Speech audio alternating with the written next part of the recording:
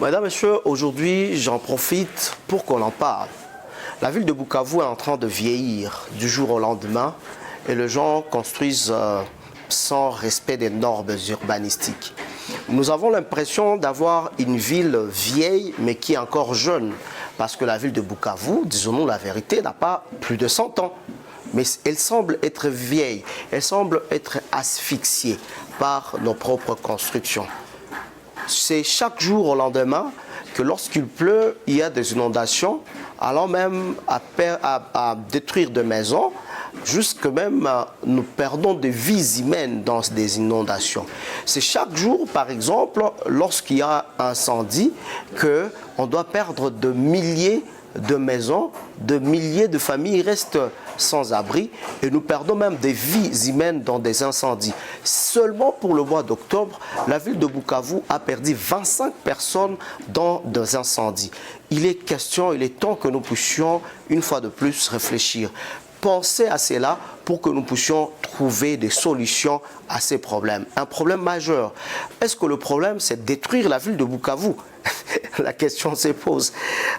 Tu n'as risqué pas ta mamilongue, si on y pense. Est-ce qu'aujourd'hui, la solution serait ailleurs alors? Certaines autorités ont dû trouver des solutions. Étendre la ville de Bukavu, oui. Kashusha aujourd'hui devient une des solutions. Moudaka par exemple, Nyantende aussi, à d'autres endroits. C'est sûr que les questions, les raisons endogènes et exogènes aussi de la démographie, de la surpopulation de la ville de Bukavu continuent aussi à faire débat. Mais s'il faut aller à Kashusha et à Nyantende, il ne faudra pas qu'on puisse prendre le déshabiller Saint-Paul pour habiller Saint-Pierre. Les mêmes erreurs que nous faisons à Bukavu, allez les commettre aussi dans des autres endroits. Parce que vous êtes les mêmes, le même qui avait de l'argent et qui avait de la terre, qui sont aussi en train de partir acheter ailleurs.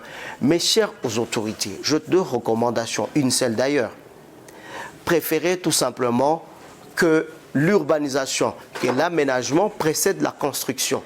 Il ne faudra pas que ce soit la construction qui puisse précéder l'aménagement. Sinon, on va voir à Kashusha bientôt aussi de petites parcelles qui vont être données, morcelées, alors qu'on devrait déjà faire un aménagement en avance pour devoir préparer. Préparer là où il y aura une école, là où il y aura un terrain de football, là où il y aura un centre de santé, un hôpital, là où il y aura de restauration, des espaces verts, des espaces de loisirs pour les enfants. Préparer, regarder là où il y a des endroits qui ne peuvent pas être, sur lesquels on ne peut pas construire. À Kashusha, il y a des endroits où il y a de marais. Donc on risque d'aller aussi construire dans ces endroits et faire les mêmes erreurs que l'on commet à Bukavu. Regardez même qu'il est difficile aujourd'hui dans la ville de Bukavu de stationner, de garer un véhicule. C'est partout où les agents de la circulation routière vont vous dire que vous faites un mauvais stationnement. Encore qu'en est-il qu'il faut devoir différencier un mauvais stationnement. Stationner un véhicule et garer un véhicule. Deux choses différentes. Parce que vous ne direz pas à quelqu'un qui vient d'arrêter son véhicule pour que quelqu'un puisse sortir parler d'un mauvais stationnement.